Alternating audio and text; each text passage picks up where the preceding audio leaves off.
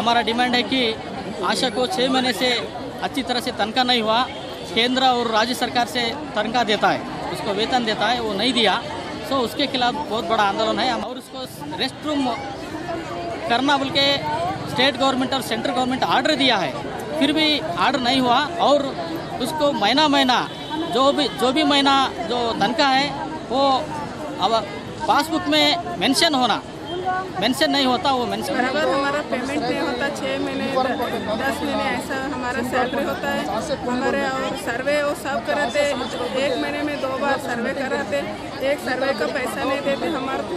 काले करो काम करो बोलते, पेमेंट के वास्ते फोन भी कुछ नहीं बोलते हमारे को। जब स्ट्राइक होता जब हमारे को पैसा आता है, नहीं तो नहीं आता।